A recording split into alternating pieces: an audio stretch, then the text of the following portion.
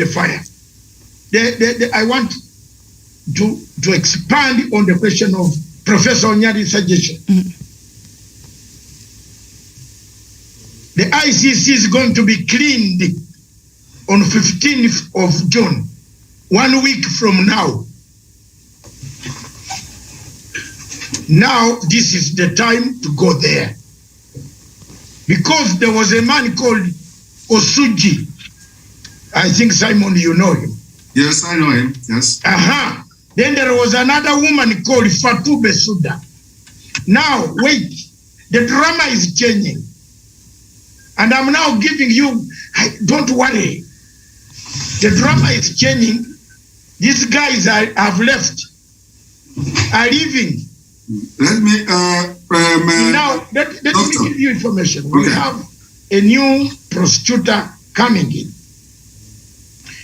Prepare yourselves, Simon and others. The war is not fought only in one direction. Yes. The war is fought in several directions. That is it, Simon. Thank you. Just a quick comment before the next speaker. The professor, yes, I agree with you. What you said is in line. But also, let me also inform our African people that the ICC and other international body has also opened a case on Nigeria. According to what we heard, they came to Nigeria for investigation, and the Nigerian government decided not to cooperate with them. And this is issue that raises a very serious concern. And after this issue was raised, including a very renowned journalist from the UK, if I'm not mistaken, he once interviewed the Minister of Information in Nigeria called this man, Alai Mohammed. He interviewed him and grilled him and asked him a lot of questions. Why did Nigerian government decided not to cooperate with investigators? This Minister of Information denied having knowledge of anything. And everything he denied during that interview is what they have all implemented now. Number one of them is banning of Twitter. They want to implement the censorship of the social media. They want to control the social media. That Minister of Information on that interview denied having knowledge of any bill to control social media in Nigeria. And on that day, he also denied that Nigeria government refused to cooperate with the ICC when they came in for materials, when they came in for investigation. So let it be on public knowledge that they have attempted, even the UN came to Nigeria for fact-finding to investigate the issue, the cases against Nigeria government. They never cooperated. This is a problem. So we have to look for a way to, maneuver, or should I say, to circumvent whatever we should, to make sure that the people in power are compelled, either one way or the other. How that is going to happen, I do not know, but I leave it for Africa people to decide. Thank you. All right. Thank you. Miriam, maybe. Miriam. Oh, all right. Dr. Nyanchara, go ahead. Let's straighten this debate. Before other people say this, Simon, we are trying to bring this whole thing to international level for the information of the panel, so that we all know how ICC works. I am an expert there. I know what happens on that way. You don't need a Nigerian to file an application. Simon, hear me, and pick a pen, take this. You don't need a Nigerian. You need anybody in any member state that has ratified the ICC statute, where ICC operates. A man from Botswana can go and sue and arrest and seek a warrant of arrest once the ICC gives him power to arrest Buhari. It doesn't need a Nigerian. Once you have that evidence, a man from Spain can detain Mr. Buhari anywhere at the airport in Lisbon. You remember Pinochet? Mr. Pinochet was arrested, you remember, during Margaret Thatcher's time? Pinochet, you know why Paul Robia cannot travel to London? Do you know what I've done, Simon? The papers are waiting there. Paul Robia cannot step in London. That's how we deal with dictators. I'm not a Cameroonian, but I've filed papers waiting. If Paul Robia steps in London, not Matanga, the old belly will serve Paul Robia with papers. And his plane will not leave Heathrow Airport. That's international law. And I'm here. Don't say how we shall do it. Simon, I have done it before. We have done it before. We have defeated Fatou and hit the nail in the coffin. Osuji and Fatou were bribed by Buhari. Full stop. They could not go any further. Why? What will they do to you, Simon? The law of Finland protects you. What will they do to you? Why do you want to hide? These guys were given cash as soon as they arrived. They arrived there to investigate. Now that Fatou Bensouda, the Gambian, is leaving, I am following her for private prostitution. Any house, anywhere she is, I'll get her. Will you hear me? Anywhere on planet Earth, anywhere, there will be a summons. I've been waiting for this. We want to play international law. So don't worry. Joseph Nyachama, you had a point, a comment before we hand over to Miriam. Yeah. What I wanted to maybe to pose a question to my three brothers and one sister, Simon and the Reverend, and there are four brothers. Okay, when we look at the behavior of the head of state of a network issue. We apologize for that. Mm-hmm. Okay, we apologize for that. Perhaps Daniel, you could come in since you're there. Yes, thank you, Miriam. And of course, the question of the Biafran people is a very, very pivotal issue, not only for the people of Biafra, but for the African continent. And to answer that question, I'll quote what Abraham Lincoln said in regards to self-governance. And he said that no man should feel himself so good enough to govern another without another man's consent. And that is what should happen to the people of Biafra. I believe they have fought for quite so long. They have been discriminated against for quite so long in the successive regimes in Nigeria. The people of Biafra have spilled blood of their sons, their daughters, and families have been broken by the successive regimes. And therefore, what President Buhari is doing today is just an addition, an injury to the wound of what people of Biafra have been going through. And the ban on social media, Miriam, is a clear manifestation that the regime in Nigeria is a bandit regime. It is being led by a terrorist who has not shied away from employing his Fulani herdsmen into the military in order to perpetuate crimes against humanity. As we speak today, Miriam, you've heard from people who are in Nigeria that the state is using the military and other state security organs not to fight Boko Haram, not to fight Al-Shabaab and other terror groups in the north, but to fight people who are actually, according to the UN Statute for Self-Determination, actually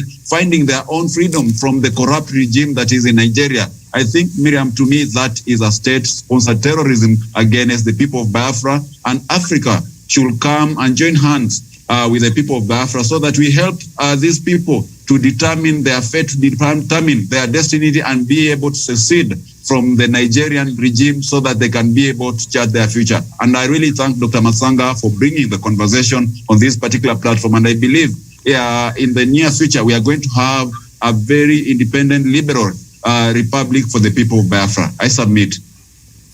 All right.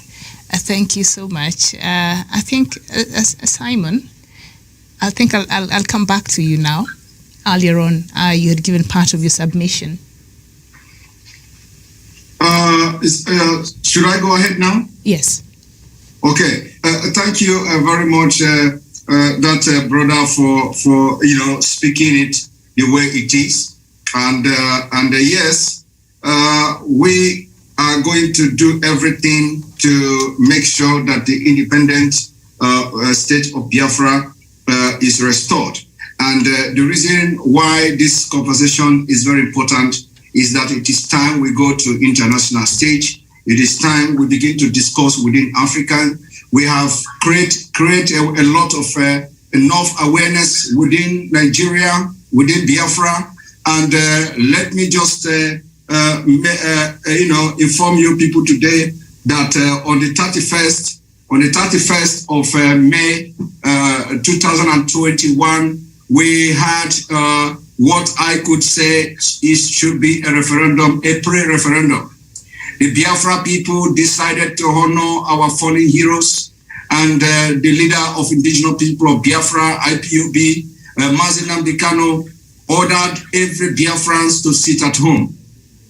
And that was a big shock to the Nigerian government, that even the governors of Biafra state all ordered the people to adhere to this order of sit at home. It was the first, total compliance in the history of Nigeria since after the Biafra war. So this is also on its own a referendum, and I implore you all to check it out, search it on the internet, Google it out. The images are there for you to see how the Biafra people complied, total compliance, and businesses and everything were stand still on the 31st day of May 2021. That on its own is a referendum. We have sent a very strong message to the international community. By so doing, we have sent a strong message to African Union. By so doing, we've sent a very good message to show that the Biafra people are ready to exit Nigeria. And like I have always said, and this my brother who just spoke now pointed it out very clearly, what we have in Nigeria is state-sponsored terrorism. You have the so-called repentant Boko Haram being recruited into the military. I don't know anywhere in the world where that can happen. Somebody will come and say he's a repentant Boko Haram, and you recruit the person into the military. And we have seen military men, generals, coming out openly to say a Boko Haram member can become the president of Nigeria. In Nigeria today, we see that terrorists have taken over some of the vital offices, positions in Nigeria. As I talk to you today, the Minister of Communication has link with terrorism. The Minister of Communication was directly preaching to the people who have become radicalized today. Instead of people to agitate and protest and make him resign the position, they rather supported him.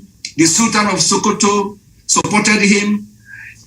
Most of the leaders in the north supported him. And he is now controlling the data of Nigerians, controlling telephone, controlling SIM card, everything that has to do with communication. And he passes it to Boko Haram. And that was the reason why each time the military from the south, they go on a mission to fight Boko Haram, they have always been ambushed.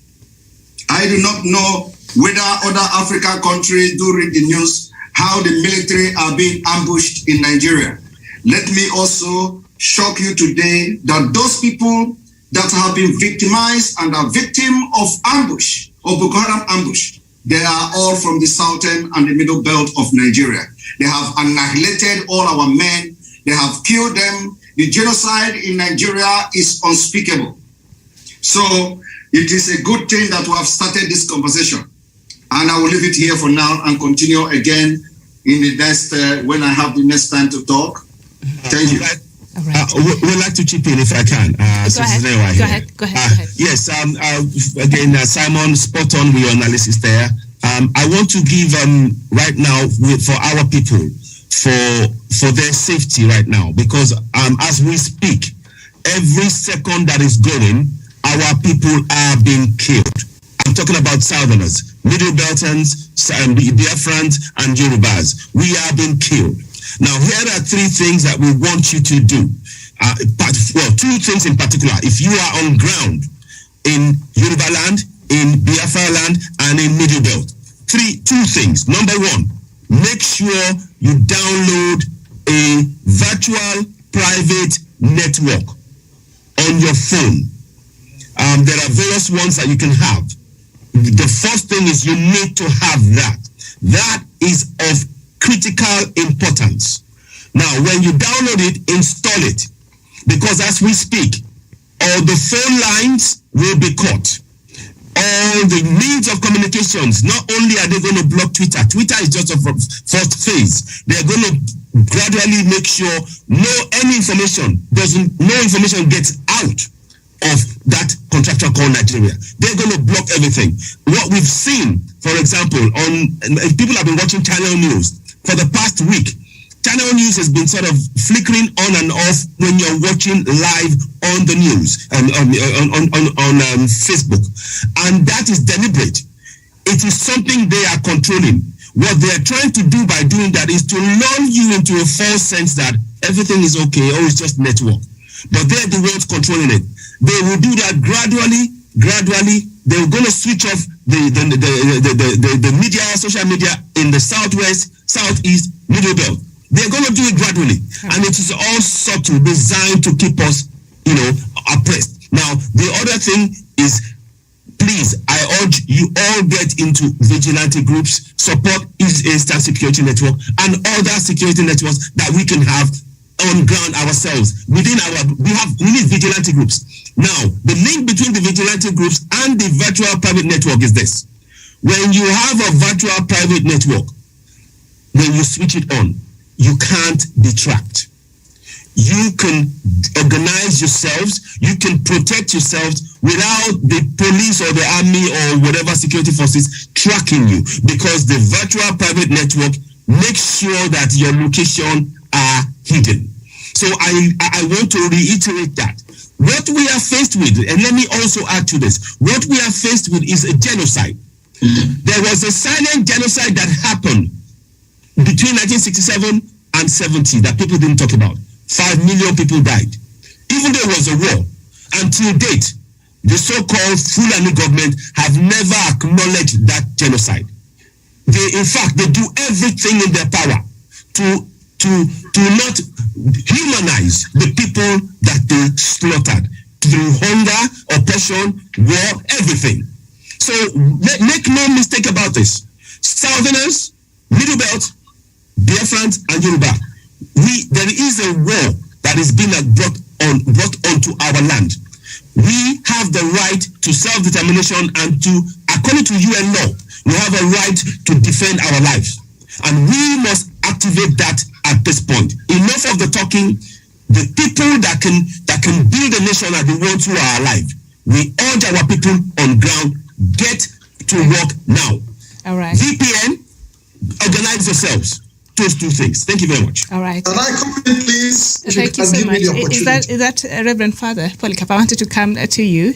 Yes. Yeah. So the seat at home, that happened in commemoration of what happened. Miriam. Yes. Miriam, can I interrupt? Okay. Go ahead. There is Patrick Ikemu. At least Reverend is a fair man of the church. He has spoken twice. Give Ikemu. You might have, from your screen, you might not have seen him. Mm-hmm. He was on the screen from Patrick Ikem. Yes, sorry. Then, Reverend, please, let's share the bread. Thank you very much. Thank you, Dr. Masanga. Yeah, thank you. Can I proceed now? Go ahead. Yes. Go ahead, Patrick. Where are you joining us thank from? you very Thank you very much, Dr. Masanga, for the opportunity. I want to say a happy Sunday to everybody around the world. Happy Sunday to Biafrans. Happy Sunday to Kenyans. Happy Sunday to our followers and viewers. My name is Ikem Patrick Lige, and I'm a member of the Indigenous People of Biafra, and I'm specifically based in Italy. And I'm also a presenter with the Biafra Television, and it is my pleasure to be here today. I have followed the discussion for the past few minutes, and we've talked about the ban of Twitter. The Twitter ban was, the issue of Twitter was Muhammad Buhari's personal issues. We've seen Twitter had personal issues with the former president of America, Donald J. Trump. He never used the presidential power to fight Twitter. He rather, respected the ordinances of Twitter regulations. We've seen other high-profile individuals had similar issues with Twitter. They simply respected the ordinances and the rules and regulations of Twitter.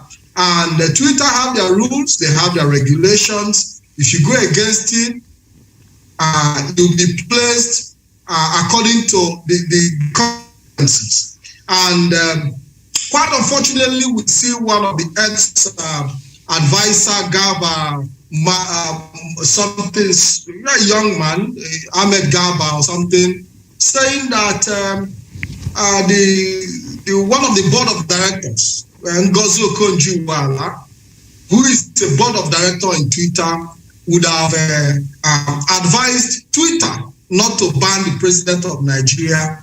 Unfortunately, they fail to understand that Ngozi Okonjo-Iweala is not the CEO of Twitter. She doesn't have any power to make decisions for Twitter. And this is the mentality of the Fulanis. They want the world to revolve around them. The Fulanis want the world to revolve around them, and they want the rules to change when it gets to their turn. So Twitter, a global corporation, should for their own whatever reason change the rules, because Muhammad Buhari have gone against, and he's the president and he's a Fulani man. So Twitter should change their rules, yes, readjust. Yes. Patrick, let me ask you a question. Information Minister Lai Mohammed said IPOB leader Nnamdi Kanu sometimes tweets things that, according to him and the government, is out of order, but Twitter doesn't seem to ban him or remove some of his tweets. Is he right in that assertion? It is not in the position of Lai Mohammed to judge who and how Twitter should function. If Twitter find any of the tweets of the leader of IPOB, Mazi Nnamdi Kanu, not worthy, then it is their duty to bring it down or suspend his page, just like they did to the president of Nigeria, Muhammadu Buhari. So these are the issues that we are facing in Nigeria, where these dictators want to tell the whole world how the world should run. And this is the reason we must resist them. It is not within the power of Lai Mohammed to make decisions on Twitter. He wasn't there when Twitter made the rules. So it is completely out of place for Lai Mohammed to dictate for Twitter how they dictate for Nigerians. All right. Thank you so much, Patrick. So if you still allow me, there are certain points I'll come back to you, Patrick. I'll come back to you. I'll come back to you. But thank you so much. Thank you very much. Thank you. Thank you very much. Very well. Thank you so much. Now I want to go back to Reverend Father Polycarp. The Biafrans had a seat at home that happened on 31st of May, commemorating the 1967-1970 war that happened, and I think commemorating 54 years of what they called independence. Do you think this is just one of the things that triggered this latest move by the government of Buhari, and perhaps it is not the removing of President Buhari's tweet that really has made Nigeria to suspend Twitter for now? Maybe that is part of the culmination to where Nigeria is today. The seat at home. Definitely. I would think that, because they are always perturbed by any act that shows that one is trying to free himself or themselves from the domination which they had already planned how it would go. And I would like to recast our mind back for the benefit of other Africans here. Because the other time I talked that the foundation laid was faulty. It is the same thing here. Nigeria is a creation of colonial expediency and chauvinism. They planned this thing very well. This domination of Fulani, let us imagine, Fulani is not so many in Nigeria. They first of all came in, conquered the northern Nigeria. Hausa people are not among. They conquered them. They are now conquered people. When we go to the northern Nigeria now, we have this number of children, out of school children who never go to school. They are called Amajiris. These are children of the Hausa people. Now they don't go to school. The very people who go to school are these privileged Fulani who now in combination with Great Britain are dominating every other part of the country.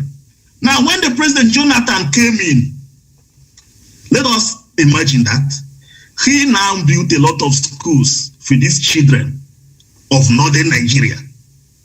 This Buhari has come now to close these schools. So we would think that our brothers over the north also that they are among the people who are lording it over us. But then they are already conquered. They are now conquering every other part.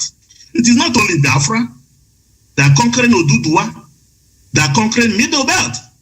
And they are doing it, playing the script that the colonialists, which foundation the colonialists laid. They made sure that the education system that time didn't entrench liberal thinking, the type we are doing now. They didn't want it. They wanted people who will be thinking in a hierarchical manner, whose loyalty will remain with Great Britain. And that is why these things we are saying and what we are up to is an uphill task. Nobody should think that we are only up for war with Fulanis. No, because every other part of the superpower is afraid what will happen when these nations lump together in Nigeria separate. And that is actually the reason why they combined to make sure that Biafra lost during the Biafra War. Because in Biafra, in the loss of Biafra, many other free-thinking nations in Africa died. The fear was this. Had it been that Biafra won, then other nations around Africa which were lumped together like Africa was, like Nigeria was, would have gone their way. And that is what these superpowers do not want. And that is still the case now. If Nigeria, if Africa is to stay under the domination of the superpowers, they wouldn't want Biafra to go. They wouldn't want to do the what to go. Because if these people go now, then it will be a part of a sort of a domino effect. Other people will be thinking, what happened? And the whole of Africa will begin to think. So people can actually rule themselves. That is where I want my brothers and sisters from other parts of Africa to concentrate on, to see why it is incumbent on you people to support us. We cannot do it alone inside Nigeria. You see how they silence everybody. That is what has already been planned over a century now, before this amalgamation. So my brothers and sisters, I plead with you. You see how it is going in Nigeria. Many things, there is censorship of media. Unfortunately, this dictatorship that is in place now came into power through the media. The Nigerian people came together, used media, said, no, we didn't want the People's Democratic Party again. And Buhari was a man who had cried for decades that he wanted to rule Nigeria. Many people didn't suspect him, but few people knew him for who he was. Eventually, he got the power. And what did he do? opened a package of the plan they had about establishing Fulani Caliphate in the whole of Nigeria. That is why you will never hear him make any comment about the massacre going on in southern Nigeria. It is going on in the Oduduwa Republic. It is going on in Biafra, but he will never make a mention of that. Down there in the south, he has disarmed everybody. They don't want anybody to go with guns. But the Fulani headsman marooned with AK-47, killing people at night, morning and afternoon. And nobody makes a case about it. Once they finish their work, the Nigerian army and the police will rush into the community to make sure that there's no retaliation. And this is what they don't want us to continue to expose. And that is why they will continue to interfere with this social media. So my brothers and sisters, it is a sincere plea that we do not leave the nationalities in Nigeria alone. I am here not only for Biafra, I am also for Oduduwa Republic. I am also for our brothers and sisters in the Middle Belt. Please, it is an urgent appeal. And I'm very grateful that this platform exists, this television exists, which will help us to continue this sensitization. Thank you very much. All right. Thank you, Miriam. Let me take it here now to compliment Miriam's ability to have brought out that question directed to you. You have brought out something very important, and the panel, especially Noble Zibide, I want to hear from you. Are there external forces that are worried of Nigeria getting independence from certain states getting independence, going away from the cobbled Nigeria of 1914? Just to be very, isn't it that what the Reverend has said? Father, you have said there are external forces. One of them is Total Oil, another one is Shell BP. Okay. Simon, your group should tell us about these external forces. But let's hear from the gentleman, the lawyer man with the only guy with the English tie. This on the panel. This hello, everyone. Yes. Hello, everyone. It's my pleasure to be here. I'm very excited that these issues are being discussed here.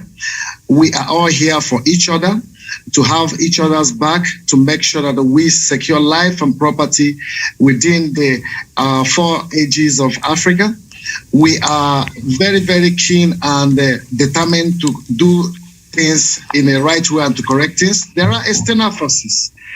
You know, in Nigeria, these external forces have financed a lot of projects to make sure that they keep Nigeria as one forcefully against the wish of the people. Companies like Chevrolet, Shell, BP, Total, they are external forces. They are not only the external forces. We have some Arab countries who are financing some Islamic agendas to have what we call total dominance. Like the school that Saudi Arabia is inaugurating recently in Brunei, where Boko Haram have devastated so much to an extent that we don't know who are going to attend the school there.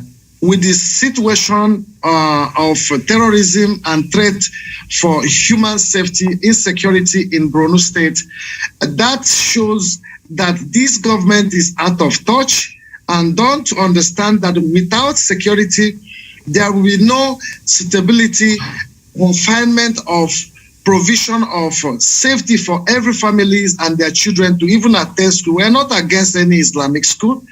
All we want is that people should live like human beings rather to live like animals. We are overwhelmingly happy to see development emerge in every part of Africa for foreign investors to come in. But is it when a president is being offended by a tweet that he made, which is against the norms and regulations of Twitter, and he should jeopardize every other people in the country because that Twitter condemned his action of threat of war against people whom have passed through genocide that was swept under the carpet. And African Union is silent. African presidents and NGO CEOs, people who are governing Africa, are silent against what is happening to Biafra. The genocide is going on as we are speaking now. Yesterday night by 3 a.m. in the morning, our humble lawyer, Ifeanyi Ejiofor, was abducted from his home to an unknown destination. These things are high level of tyranny that have only groomed terrorism within the areas and regions that need more peace. We are the ones financing every source of financial capability in Nigeria.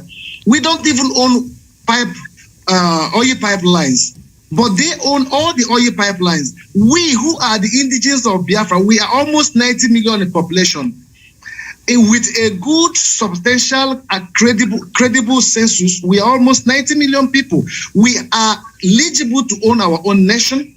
And that is what we urge African nations and African leaders to look beyond this Nigeria mentality that if Nigeria divide, it will destabilize Africa or destabilize West Africa. This is not truth. How many population is Ukraine?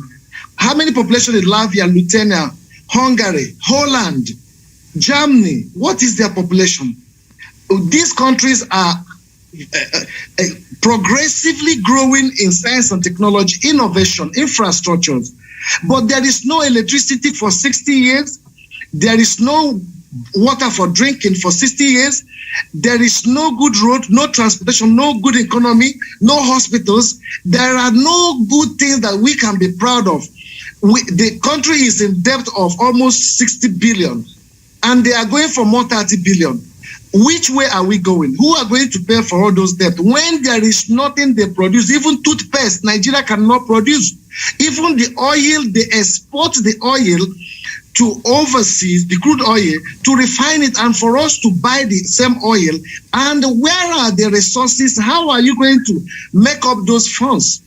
So we are in Nigeria is under hostage. As I'm telling you, as we are speaking now, the president died in 2017. I am telling you people, very big fact. The president died in 2017. They swept it under the carpet and they have tried to dominate every part of the government. Aviation, Fulani. Immigration, Fulani. Military, Fulani. Police, Fulani. Civil servants, Fulani. Every sector, it is dominated by Fulani. How are we one people? That is the question I'm asking. Where is the shared common purpose and value of common interest, that we share a common value that helps us to protect individuals' worries and self-expression that we don't even have the right anymore to have? We are going into ditch, and we can continue this way. That is the reason why only Northern Fulani have established 6 terrorist organizations. If you ask now, there are they destroy our commodities, and they take tax from the commodities. They destroy it, they also take the taxes. How are we one people? They open up their border in the north. They close our own border. They say only one person can import rice, which is Dangote. Only one person can sell cement. We are not going nowhere. We are trapped and we are on hostage. That's why we're asking the whole world and world leaders. This platform is going to help us to transcend this message through every part of Africa. We need your help. African leaders, we need your help. AU is not functioning. It's dead already. We know that. Ask that we need the help of every world leader and including African leaders. I rest my case here till. Thank you very much. Before I hand over to Miriam, I want to ask every Nigerian who is on this platform, when mice or rats come and eat your chair where you sit on, what happens in your culture? You remember rats and the mice came and ate Buhari's chairs. We were told the whole of State House, the whole of President's office, the chairs were eaten by mice. How big are these mice in Nigeria?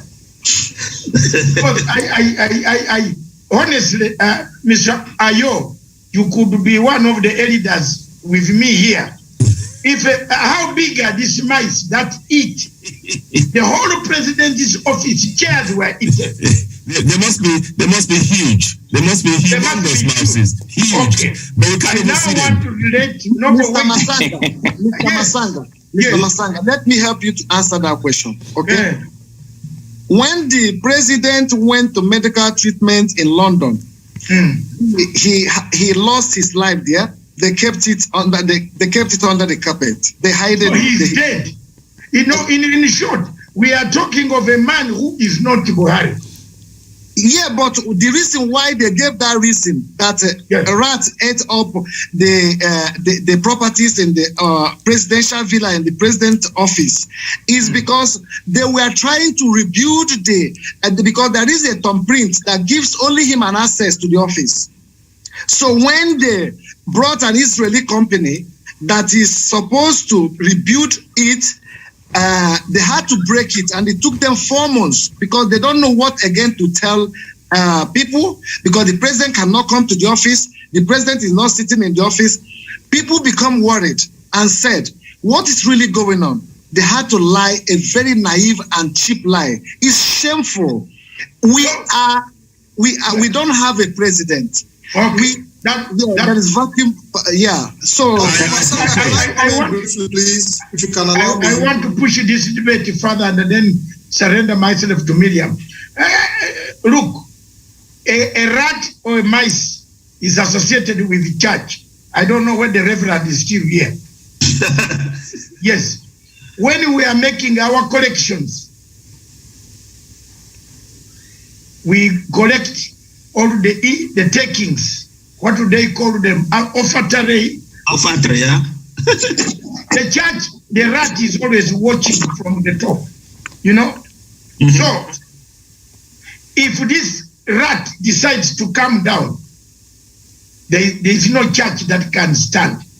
So, to me, I think what Nobo is saying, if this rat decided to come down to eat Buhari's chairs, I think I am beginning to believe that Buhari is not the real one, because he is gone. A rat never touches offertory money.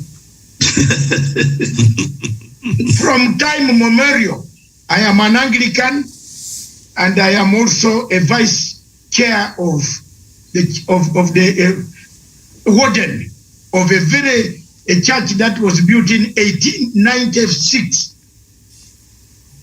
And I look after the sheep and the flock. So anything to do with a rat is bad omen, German, in Africa. So I don't know, Miriam, there is Simon to give us something that has just come in, and then I hand back, you take it over from there. There is Maina.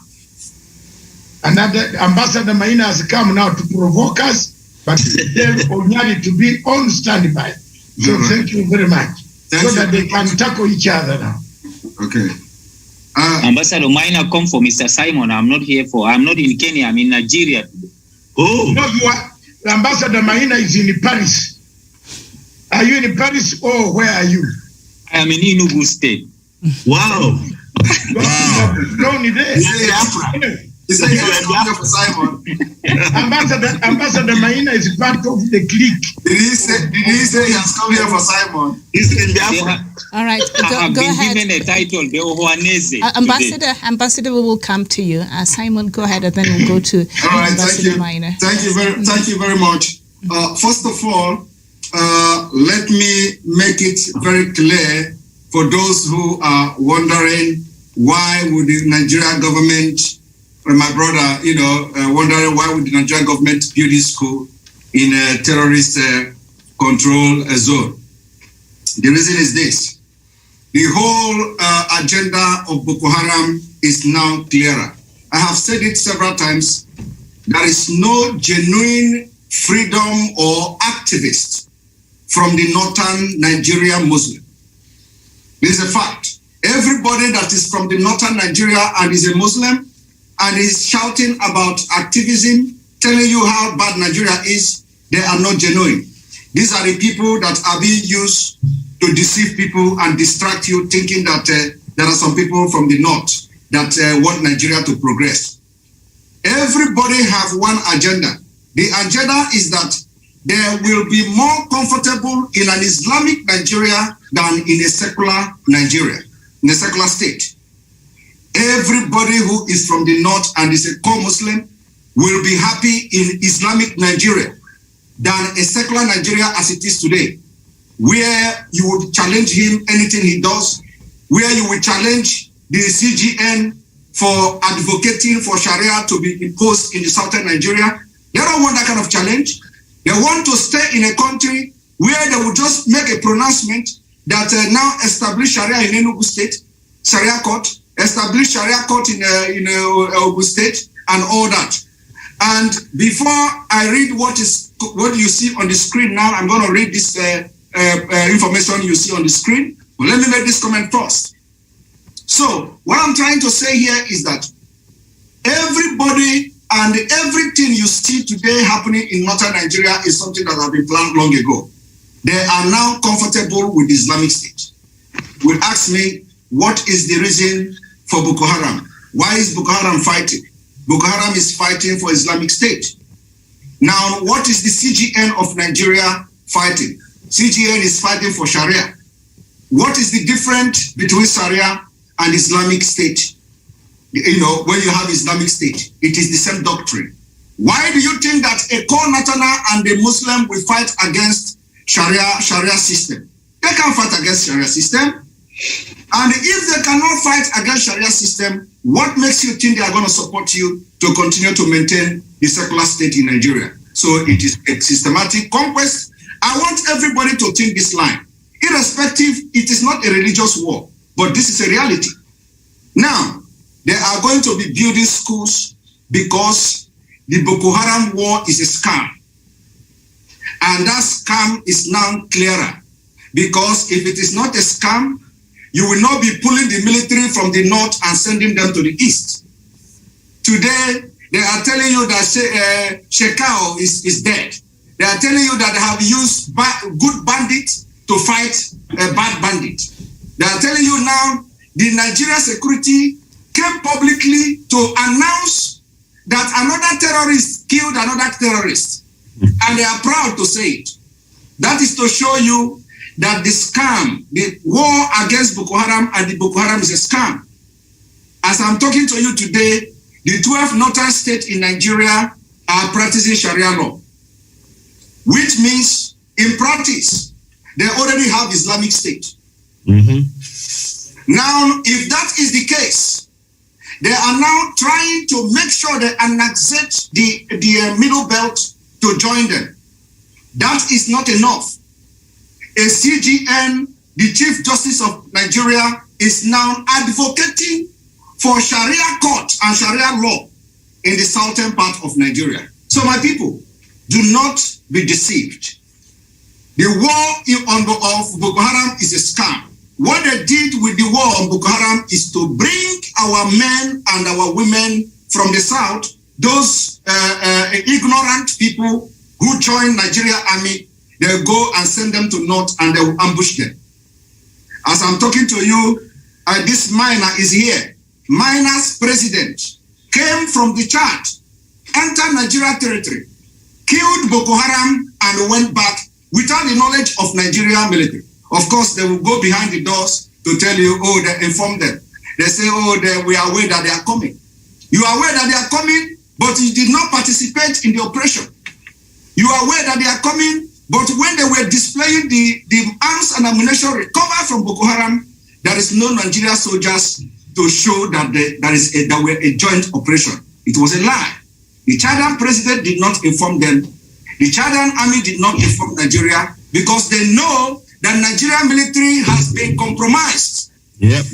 The president of Chad told the Chadian military, if you capture any Boko Haram member, do not release him to Nigerian military because they are going to free him. And I will not be surprised if Nigeria have a hand in the killing of the president of Chad.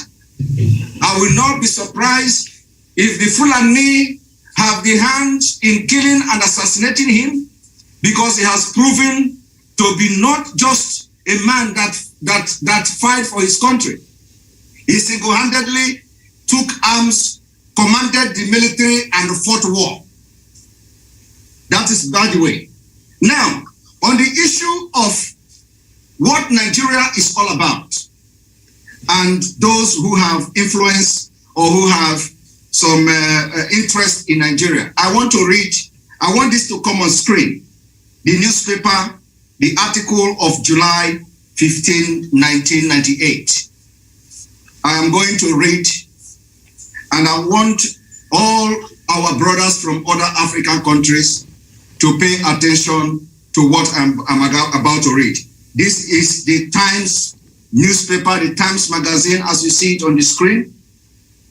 And this reads, "Sir, during the negotiation for the independence of Nigeria, the view of the Secretary of State at that time, with which I agreed, was that in Nigeria, we should attempt to put together a large and powerful state with ample material resources, which would play a leading part in the affair of the continent and of the world. This was attractive, but it involved forcing several different ethnic and cultural groups into a single political structure." I want you people to pay attention to that. Firstly, the negotiations were complex. As at then, negotiation of Nigeria were complex and very difficult. The chief problem, as I remember, relating significantly to the control of the police and the military. That is still the same problem today. Today, the struggle for control of military and police has collapsed Nigeria because it is part of the devaluation of power. Because the center controls it. Fulani control the military and control the police. This has been a problem from the onset of the amalgamation of Nigeria. It is here. Now, let me continue reading this. In retrospect of 40 years, it is clear that this was a grave mistake. Forming Nigeria was a grave mistake. This is coming from a British man who was directly involved in amalgamation of Nigeria, or at least in making Nigeria a nation. He said it was a grave mistake, which has cost many lives and will continue or probably continue to do so. The question is, why would Africa country sit and watch when the British have made it very clear since 1998 that the formation of Nigeria have cost so many lives and will continue to cost so many lives? How many lives more do we want Nigeria to cost before we disintegrate Nigeria? It has cost between 1967 to 1970 over 5 million Biafrans. And we are still counting. Let us continue reading. No, this is very important that we read it till the end. It's just very small. It would have been better to establish several smaller states. This is what we are fighting for now. It would have been better to establish several smaller states in a free trade area. In exportation, it must be said that we did not then have the example of the collapse of Yugoslavia and of the Soviet Union before our eyes. It should now be clear for all but the willfully blind to see that it is extremely dangerous to force diverse racial and social entities into a single rigid political structure, such as that which is being built upon the foundation of the Maastricht treaty. Recent history suggests that it would be best to complete the development of the common market and to call a halt to political integration in Europe. And the person is Sir Peter Smithers, Parliamentary Private Secretary to the Minister of State and Secretary of State in the Colonial Office between 1952 and 1959. Now, if this is the position of a man who participated in the independence of Nigeria and built Nigeria and made Nigeria what it is today, and he has come to regret that Nigeria was a grave mistake that will continue to cost the life of people, the question to the African countries is that, do you still want Africans to be killed just for one Nigeria? Or do you want a disintegrated Nigeria that will benefit the entire African nation? I want also to show on the screen the differences, the Simon. Yes? Simon, sir, for the purpose of the time, we have on the 30-minute satellite on. Thank you. I would like, we have seen that car of Sharia. All of you have seen the car with Sharia schools that are being built across the southern part forcibly. No, it is not Sharia school. It is important that I explain that just 1 minute. Yeah, just go ahead, please. Okay. The car you see, if you can put the screen, so the picture, the car or the picture of the car, if you can put it on the screen, it will be very good. What you see on that car, as you can see it now, the test read, Center for Eradicating Innovation and Establishing Sunnah. Now, yes. How do we, the modern generation of the southern Nigeria, want to be part of people that want to eradicate innovation? This is the problem. This is to show you that, like I said, every northern Muslim who claim to be activists are deceiving people. They are going to be more comfortable in a Nigeria that have Sunnah than innovative center. Thank you very much. Thank you. Hilary, can you mute your microphone, please? Yes, thank you very much. Now, Miriam, back to you. We have, ladies and gentlemen, we have only strictly, we have 25 minutes. And we want to divide these 25 minutes to make it 2 hours, which we had promised on this subject. So we want, when you come to speak, please speak, hit the point, and we have allowed this to, because we wanted to get the gist of the whole thing which Simon has brought to us. That is very good. Now, I invite Miriam to invite Mr. Ambassador Maina, who has now changed tactics from Paris to Enugu. Now, I don't know what he has gone to do in Enugu again, but here he is. Miriam. Ambassador, go ahead.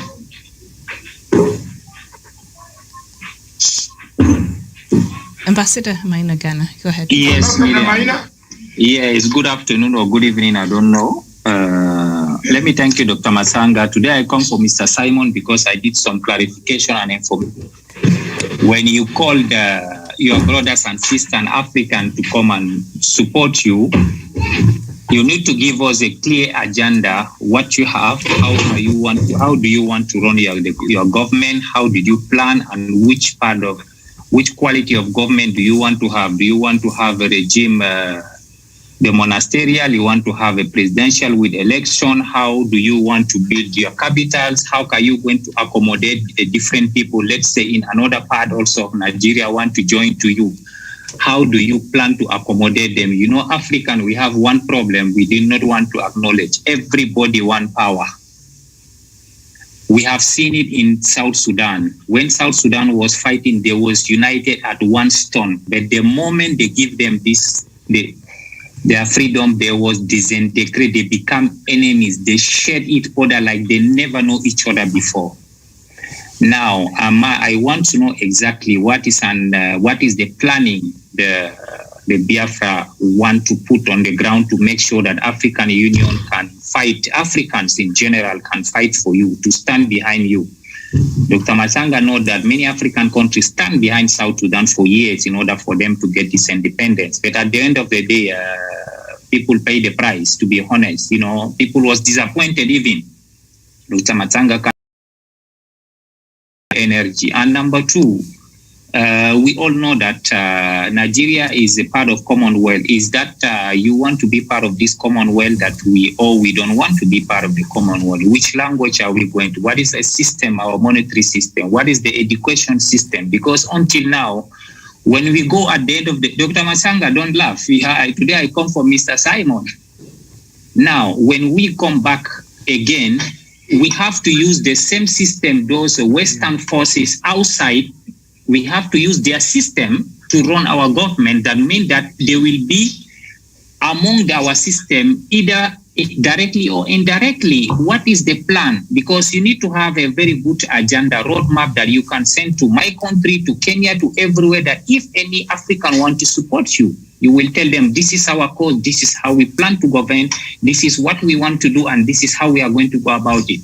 And this is the union we create, this is the decision.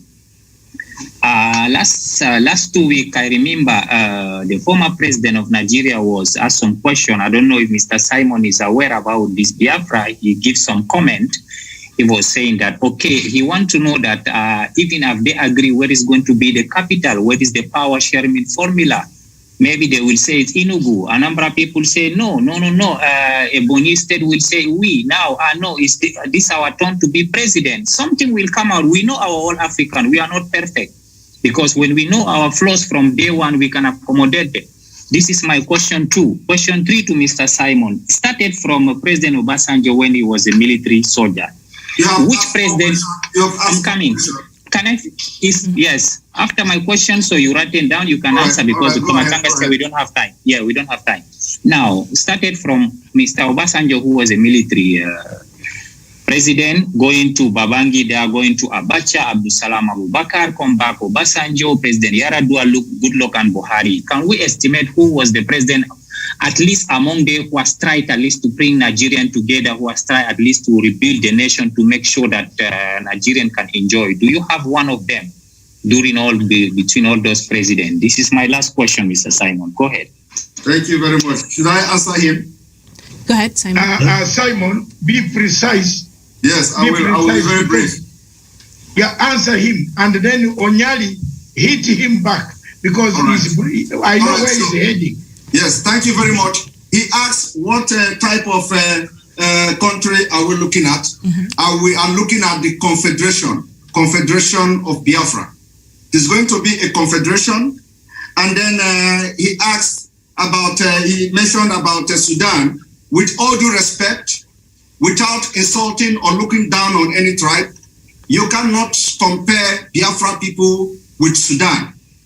With all due respect, we travel all over the world. We have learned, we have come to embrace civilization. And let me tell you, democracy started from Biafra. Are you aware of that? So it is going to be a democratic system. We started democracy. Europeans learned and copied democracy from Biafra. This is a fact.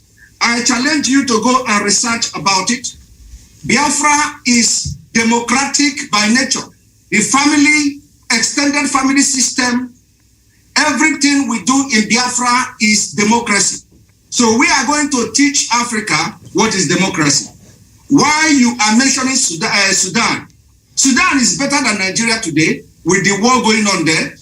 Are you going to compare Sudan and Nigeria? Isn't it a shame that as bad as you think Sudan is, they are being ranked alongside, shoulder to shoulder with Nigeria?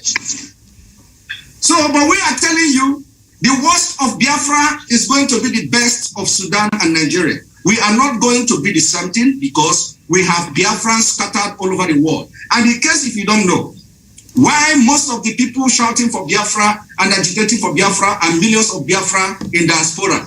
And of course, those back home who have the guts to speak It's because we want the best for Africa. It's because we want to prove the Europeans and Americans wrong. We want to prove them that Africa will be a place where they will come and live. How is that going to work? Let me tell you what we are going to do. We are going to have what we call database system. We are going to build the database from scratch. We have been able to identify why most of the countries in Africa have failed. What I'm telling you now is expo, but we don't care because we know nobody is capable of doing it. We are going to have what we call the credit system in Biafra. This credit system and database will solve 70% of crime. Not only 70% of crime, it will also solve about 80% of corruption.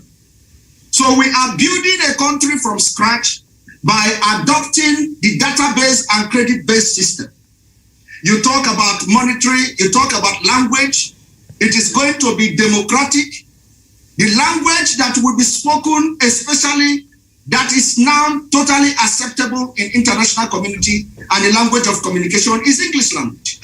The people of Biafra, the people of Biafra will decide. Because we'll be part of Commonwealth then. We are going to be Commonwealth. Of course, we must be member of the Commonwealth. And like I said, it is not only member of Commonwealth. We are going to be member of AU.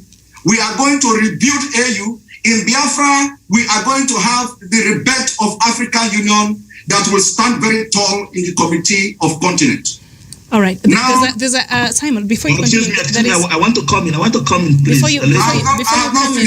Before you come in, Simon, just hold on. There's something that Ambassador asked there that I think is quite profound. That's why he gave example to South with South Sudan, drawing parallels there, because we've seen even a couple of times. We do a lot of African news here with Dr. Matanga, and sometimes you see the IPOB, family may be saying something that MASOB, the Movement for Actualization of the Sovereign State of Biafra, do not agree with. So a few times we've seen disagreements between the same groups that support, calls for independence of the Biafra nation there. So he's saying, without a clear plan, or do you have a clear plan so that when perhaps this referendum is allowed, there will not be any power struggles like we see right now in South Sudan? I think that is what has refused South Sudan to flourish and be the country that it was supposed to be. So these groups that are fighting for independence, is there a plan to bring them together so that you're able to? There is a plan. There is a plan to bring everybody together. But let me tell you, let me answer you. There is a plan to bring everybody together. But at this point, this is just normal in struggle for freedom. In struggle for freedom, everybody believes that you are going to do it this way. Another group will believe that we are going to do it this way. At the end of the day, we are all heading to one particular direction. That is what the leaders of South Sudan thought. Guys, please. Reverend Pada, let me help Simon a little. Reverend Pada, give me 1 minute. Reverend Polycarp, there is one thing we need us to understand. One thing. Order. Okay, Dr. Masanga. I have not addressed the military because this question is Father, you are going to contribute. Father, you are going to contribute to this answer. But I need to address the military. It's very important. Okay. We don't have much time, Simon, and we also need to hear from the panelists. Yes. So if you can make it a minute or less, we will appreciate that. Yes. And the Maina and the Reverend, this is a continuous discussion, gentlemen. Yeah. And we are going to continue to expose the questions that are being asked. And Simon, you are giving us an assignment as Africans. And those are the questions Dr. Nachama will be asked tomorrow.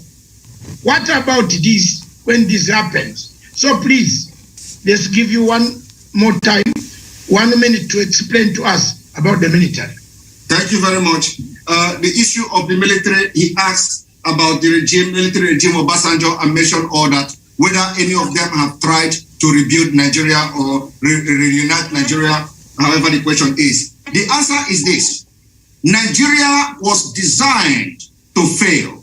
Nigeria was not designed to progress. Nigeria was not designed to favor the people of Nigeria. Rather, it was designed for Fulanis to control every president that comes in, whether it is a democratic president or military president. So Obasanjo, coming from the southern Nigeria, was single-handedly picked by Fulani. You remember that Obasanjo came out from the prison? He was nobody. He had no money. So Fulani has single-handedly made him president. How do you think he's going to go against the will of Fulani? So he did not come there to build Nigeria. Obasanjo did not come to rebuild Nigeria. Obasanjo came to serve the interests of the Fulani, and we have seen it. All right. Thank you very much. But he's been very critical of President Muhammadu Buhari of the late. Do you remember the letter, the scathing letter he wrote to Buhari in 2019, saying under him... Yeah, but Miriam is writing a letter too late, too little. All right, very well. I agree with Simon. Obasanjo, where money is, Obasanjo will eat you. That's first facts. I have been with Obasanjo on a lot of peace missions. We went to sort the problem of DRC Congo. While we are looking for the rebel Nkunda, Obasanjo sneaked from us and went to meet Nkunda separately. So for me, where Obasanjo is involved, my plane, I will ask for it to divert another flight towards another capital. I have no respect for His Excellency. My last question, Dr. Masanga. Yes, my last question to the panel. My last question is... let me contribute a little to this question you asked, Ambassador. I will give you time. Yes. Come in, yes, Reverend Father. Ambassador, excuse me, you asked about the plans that Biafra has for system of government. I think that question is entirely out of place, because self-determination is a fundamental human right. You cannot ask us now to tell you the plans we have before we are giving our self-determination. Those things are in plan. We are a people of diverse background, and we also have to think about it. When we Reverend Father. Yeah. Okay. We have been hit by a story of a nation. Reverend, you have finished. Reverend Father. We have been hit by a story. I believe that the brief explanation I gave you, I believe that the brief explanation I gave you about the Confederation state should be enough, and it is going to be democratic. Okay. Thank you very much. It's okay. All of you. I'm trying. Maina, wait. Thank you very much, all of you. I want us to now prepare our parting shots. Okay. This discussion can go on until Nigeria breaks. So, because the center cannot hold anymore. That book was very correct by Chinawa Chebe. So, it is a good debate. It's a beginning. And Simon and the group and other people, this platform is going to be there for a long time. So don't burst, don't break yourselves. We are going to be here for a long time to discuss until we find a solution. Now, Maina, what is it that is paining you? Because Maina, you know, the story of Nigeria has touched a lot of our country. You know that we have used a lot of our resources, our people die, and we use a lot of money, right? That you know that. Dr. Maybe 50% of the budget of... I'm coming. Yes, go ahead, Ambassador. Can I explain? Yes. So, Dr. Masanga, you know that even sometimes 55% of the budget of my country went to Nigeria, so I have to intervene. That's why I want Simon and all of the panels to give me a clear answer, because I don't want again to involve myself in only waste of energy and waste of time, because me, I am the police of the Africa. I am the soldier. If there is any problem, I'm the first person to land there to bring peace. So if you don't give me clear map, how am I going to help you, Dr. Masanga? Now, it's very good, but at the end of the day, we start to find out that we have to deal with these people, that the people who have driven Nigeria wrong, either in Britain or America. We have to deal with them for now. Can you hear me? We have heard you. We got it. Now, thank you very much, all of you. No, wait. Thank you very much, all of you. We have 12 minutes. And we are going to divide them very efficiently. One professor, Dr. Nyachama. Professor Nyachama. Thank you. The network is really bad. Thank you very much. Patrick, I'm coming to you. I know I am coming to you. You were cheated, but don't complain like a Buhari. Please. My side, we are not complaining like a Buhari. We are coming. My side, the network is very bad, so I can't say anything. Yes, we know. Aina, mute your thing, then we... Dr. Nyachama. Okay. 1 minute, please, Dr. Nyachama. Thank you very much, Dr. my friends from Nigeria. Dr. Masanga, you know, personally, I've brought this issue whether Buhari is alive or not. If he is he mentally capacitated or incapacitated? That is an issue our Nigerian brothers and sisters need to determine. I am telling you, they may be shocked that is another person who's leading Nigeria, because a person who has taken an oath of office to protect his people cannot behave the way he is behaving. Let me tell you, Dr. Masanga, that a man in February 23rd, 21, Alfred Martins, Archbishop of Nigeria, he said that, I can quote him, that Nigerians have given up on the viability and even the desirability of the Nigerian project. And they need to explore other options. Oh, yes. Coming from the men of the flock themselves, they said that Nigerians are... Oh, network. All right. Thank you. You will come back. Ayo, the Yoruba, yes, the biggest man, second or around there to you, or Biafra. I want to hear your views. 1 minute. Because you're a new man on the station. I will add a half a second. Yes. Thank you very much. Thank you. I don't see myself on the screen. Can anybody see me? Because I can't see. You are seeing you. I'm seeing you. Live and clear. You have now taken off your hat. Yes. You see, the topic got very hot, you see. So, that's why I took my hat off. Now, quickly, look. There's something that is being completely ignored in all of this as well. One of the issues is the very foundation of the fraudulent governance that we have in place now is the promulgation decree number 24 of 1999.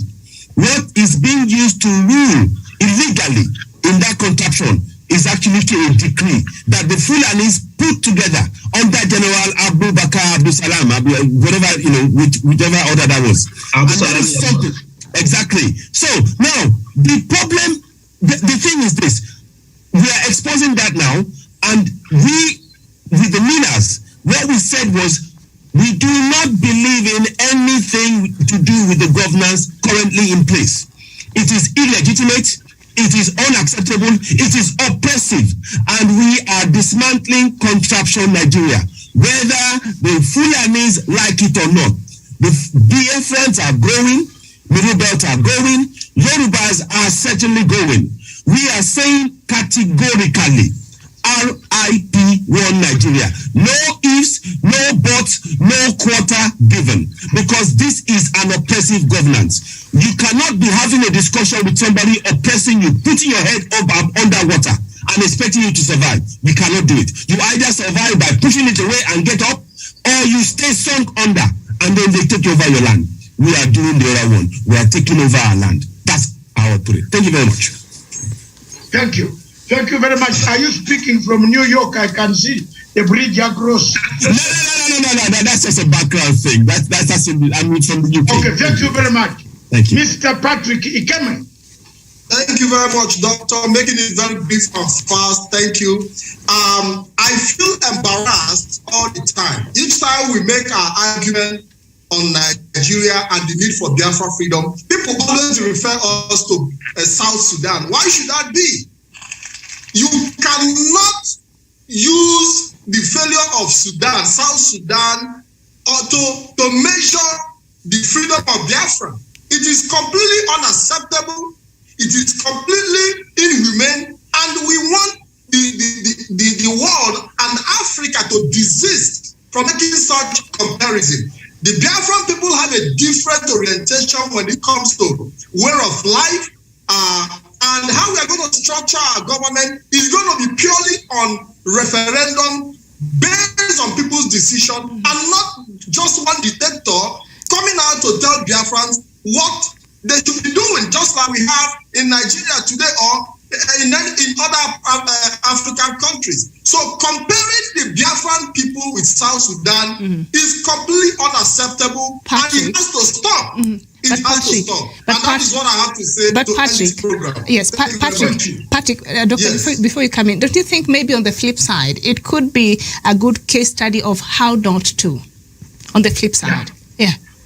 I think we have been able to prove over time that we have what it takes to govern ourselves if we are given independence. All right, thank you. We have what it takes. Okay. Okay, good. So that comparison is completely unacceptable as far as Biafrans are concerned. Thank you. All right. You have answered Miriam's question very well. Thank you. Thank you. Thank you very much. Reverend, 1 minute. Yes, I want to Then make I come to Songa. Then I come to Jocelyn. Then finally, I will come back to Simon to make 1 minute presentation. Then Noble, before I come to Simon, Noble, prepare your last one since you are in the Queen's tie. So we in that tie is very respectable, my dear brother. So it's another culture that I will give respect. Yes, Reverend. I want to make my concluding submission. I want to say that the question which Ambassador Maina threw to us is the exact mentality with which the colonialists lumped us together. Because by that time I had read Lugard, how he described us that time. He said we are happy, thriftless, excitable, lacking in self-control, discipline, and foresight, with little sense of veracity, fond of music, loving weapons, as Orientals loves jewelry. So they saw us as just glorified children who cannot make any rule for ourselves. I think it is unjust to ask us how are we going to govern Biafra. We have governed ourselves before they lumped us together. We had a system of kindred units submitting people for representative in a republican manner of government.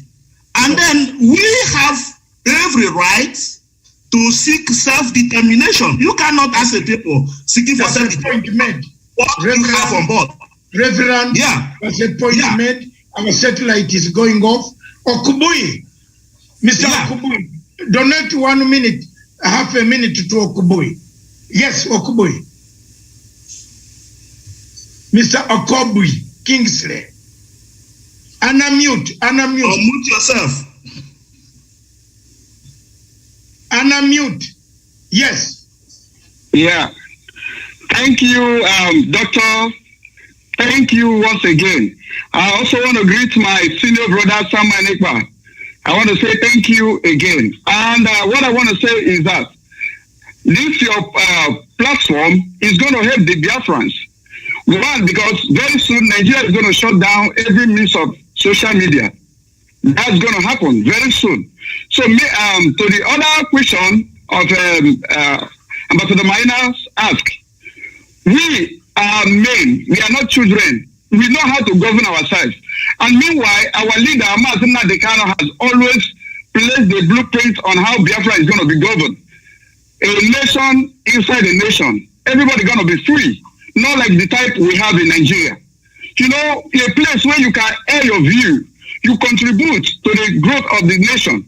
That is Biafra. Biafra has come of age to rule themselves, and we know what is good for us. And meanwhile, most of us are scattered all over the world. Like here I am in South Korea, I know what is obtainable here. So we know. There is something I tweeted before. I said, making us to scatter all over the world was not to hurt us. Rather, they taught us how to rule ourselves, how to go and learn. We went to school. We are here in school. We are learning how a developed world should be. So what I want to say is that Biafra has the capacity, the capability, more than any world, any nation on this earth, to rule ourselves and to make ourselves a great nation that Chukwu Kikabiyama has already. Thank you. Thank you very much. Mr. Hilary. Quick one. I am giving you a chance. I'm not Buhari who is the dictator. Yes. Thank you so much, everyone. Thank you, my senior Simon, Ekpa, and everyone that is on the line here. Just a brief one concerning the question from Maimo. What I will ask him, that he should be patient. Just give us the platform for our freedom. Then you will see how we'll govern ourselves. You cannot be asking us on this platform now because it's too short. We have a lot of organizations, many things going on. So when it's ready for that one, when you accept our offer from ICC and every other bodies that are necessary to give us that thing, then come up with your question. I will tell you gladly, and I'll beat my chest. They are able men, capable men, able to give you the exact answers to your questions. We have been governing ourselves right before the European, the British, those thieves, before they came in and start recolonizing us. I don't know what they meant by recolonization. And that is the cause of African problem. Africa was one of the best continents in the world. It was when the Europeans came, they turned everything aside, divide and conquest everywhere across the world, and it became a problem to Africa. Until today, Africa is still suffering from it. We need to be liberated. Then secondly, before I drop in, we need to be watchful, especially to this Nigerian government. A lot needs to be done quickly to save more lives. I want to bring your mind back to Lekki Toll Gate. The ban on Twitter is a very, very serious thing that needs to be looked to, because every other thing will be banned very soon. Look at Lekki Toll Gate. Before they sent in their army, they set up a road map. When they got there, innocent youth, citizens protesting for their rights. What happened? They had to put off the lights. Why are they putting off the lights? Remove the camera. Whatever we bring information to the world, they are going to take it out. And that is the next move they are going, because they are going to go into great genocidal attack on the Nigerians, especially the Southerners. And now, whatever we bring the information to the limelight has been taken out, and they will gradually take all of them out. Now, my plea is this: we need to act fast. If you don't want more lives to be lost, Africans, African Union, African leaders, we need to ask fast. We need to put a stop to this tyrannical attitude of the president. Otherwise, more lives will be lost without the knowledge of the world. Thank you very much. God bless you. Thank you very much. Noble and the Wesonga, then Jocelyn, the lady. At least give the lady time. Noble. Thank you. Thank you, everyone.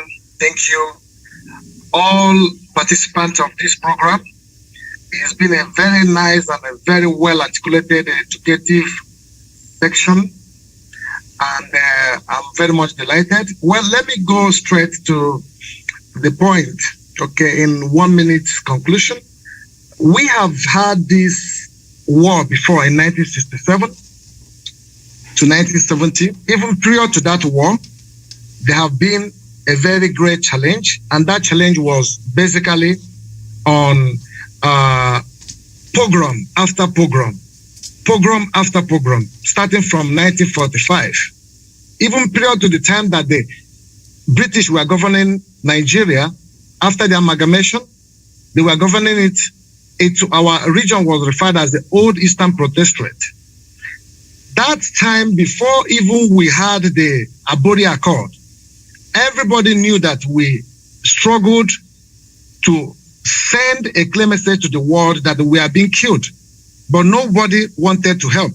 They allowed the pogrom to happen. 5 million people died. And this cannot continue this time around. In this time that social media is there, the information outlets are very high. Nigerian government and the British and the Western external institutions have a very big hand in what is happening there. And Africans should wake up. We all should wake up.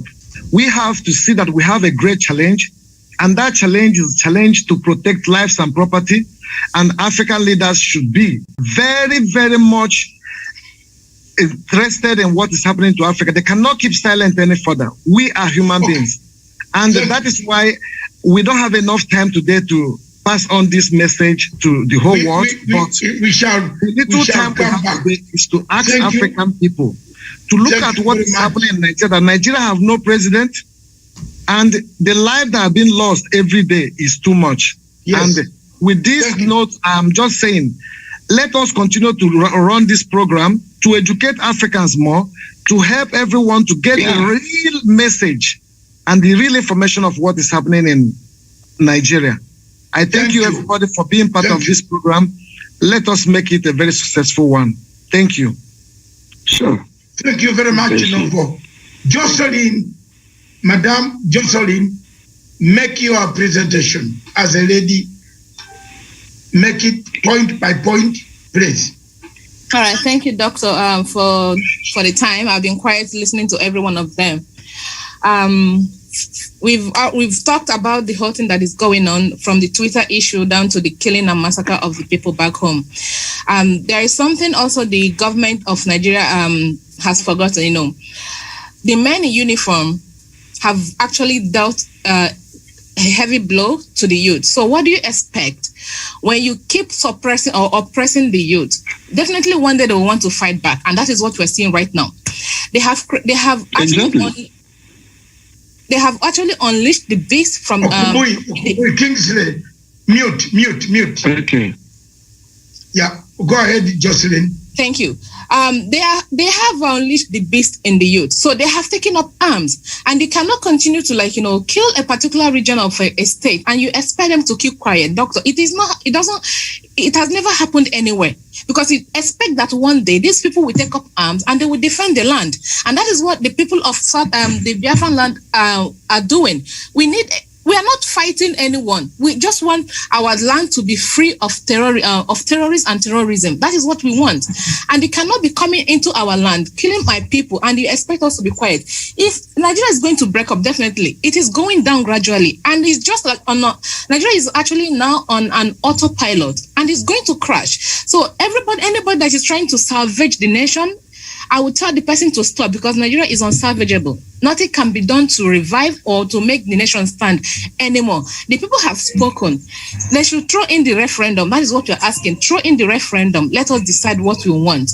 As per everyone comparing us to Southern Sudan and stuff like that, we are not the same. We've got different destinies. Our fate is not the same with those people from the Southern Sudan. We are different people. We know how to govern ourselves, and everyone is going to be given the equal right to decide. And before I go, Mazen Amdekan has always said it. When Biafra comes, he's not going to be a leader in Biafra. No, he's just going to be a state, like an elder statesman. And the power will be in the hands of the people. The people will decide who will rule them and who will not rule them. So everything is going to be laid bare for everyone to see. Thank you so much for the time. Thank you very much. Thank you very much, Jocelyn. I always like the way you bring your points straight. Now, there is a name in Nigerian history that I don't forget, Okoye. Brigadier Okoye. Yeah. You remember that guy? Are you a brother of Okoye? I am a historian. I'm not a brother. Simon has not told me. Is this the Okoye, the coup plotter? There were very many Okoyes. No. You remember? In the 1966. My own Okoye friend.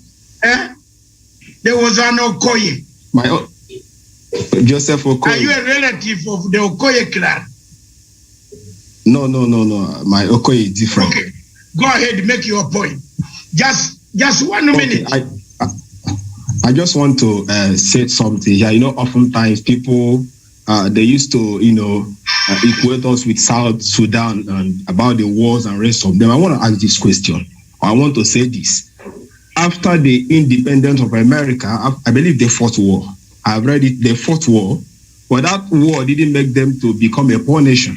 They rose up from the ashes of the war, and today they are thriving economy. So I'm not trying to say that after the independence of Biafra or after we got our independence, we're going to fight war. No, what I'm trying to say is that we have our own destiny to cut for. We have our own future to pursue. We are not South Sudan. We are Biafrans. We are go-getters. We are peaceful people. So bringing us to measure up with South Sudan is completely nonsense.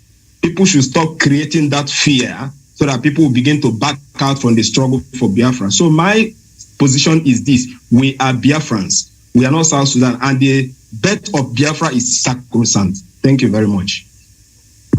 Thank you very much, Okoye.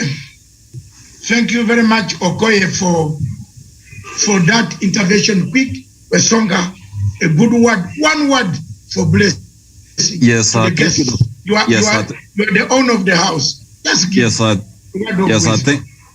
thank you, Dr. Masanga. And the Englishmen say that the wearer of the shoes knows where it pinches. And for that matter, we've heard from our Biafran brothers speaking, and they are only ones who knows where their shoe pinches. And therefore, they have said with their hearts and their minds that they need their freedom, they need self-determination. And therefore, as Africa, as the world, we have no any other objection other than to accord them the support they need. And lastly, Dr. Masanga, for those ones who are trying to compare Biafrans with South Sudan, we'll have to go back to the books of history and actually see that the colonialists deemed Biafrans as people who are organized in terms of governance. And actually, whatever they could not do, they gave it to Biafrans, even in the colonial administration. But when you look in South Sudan, they actually prefer the Northerners, the Muslims, to do such particular duties. So that tells you that we do have a very different kind of people here. So we can never make a comparison between Biafrans and the people of South Sudan. It is very ludicrous to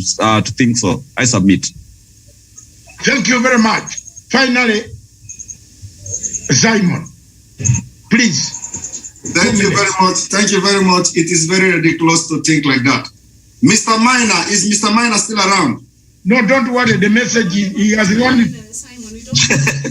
Okay, because he need the message. He need the message to take back. He said, "Don't worry. He's watching from the one of his big houses." I personally appreciate the fact that he asked those questions because they are very vital questions, to my opinion. And the time has come when we will be facing these critical questions and answering them, and letting people know that we are ready. We have been ready. Not when they say go and get Biafra, you begin to bring questions, bring answers to those questions. We are ready, and like I said, Minor and every other person that have the same opinion and have the same questions to ask us. I want you to go back and tell your people that one, we, the Biafra people, are going to have democratic government, confederation, where each nationality or each ethnic nationality or each confederated state will control their economy independently. We are going to have what we call the brain-based economy. Brain-based economy. I want you to take that to your people. Two, take this to your people that Biafra is going to be an innovative country. As I'm talking to you today, in Nigeria, they hunt people producing AK-47, locally made AK-47. They hunt them, they arrest them, they kill them, they jail them. In Biafra, we are going to invest and pump money in innovation. We are going to bring anybody who have the knowledge to build AK-47 locally. We are going to teach them. We are going to train them and make sure Biafra become one of the best African countries to produce arms and ammunition. Three, we are going to invest very much in you said you have invested a lot in the war against Boko Haram in Nigeria. Yes, when Biafra come, I want you to take this message to your people in the chat. Tell them that when Biafra come, you will no longer invest money into fighting against Boko Haram, because the coming and the emergence of Boko Haram, of Biafra, will automatically solve 70% of the terrorist activities in the entire Sahel region. So that will save you money, and you can use the money you are pumping into party terrorism to develop your country. Number four, which is last. Four, and lastly, the thing you see about Nigeria today or about Biafrans today, why you are worried about Biafra and Sudan, I want to ask a question. Is it not in the same Africa that Eritrea or Ethiopia had a referendum just a few years ago, 2 years ago, if I'm not mistaken? There were a referendum in two African countries in 2019. I want you people to check in 2019 also. There were two referendums conducted in two African countries. Why did you people not ask when Ethiopia conducted a referendum that it will be like Sudan. We do not know the outcome of the referendum, but there were a referendum in Ethiopia and either Papua Guinea, also one of the other African countries. And lastly, what you see about Biafra today, Nigeria made us. Nigeria breed criminals. Nigeria breed evil, corruption. So every attitude you see from any Biafran or Oduduwa person in Nigeria today is as a result, as a negative impact of Nigeria. And immediately Nigeria is disintegrated, every spirit of Nigeria will vacate and vanish and leave every one of us. Okay. Thank you very much. And just so you know, there's chaos. Thank you very much, all of you. Thank you, all of you. The platform will continue every day. We broadcast from morning, always join our debates, always engage us, not only on Nigeria, but I want to inform Ayo and others that we broadcast from 9 o'clock up to 5 o'clock every day. And we are on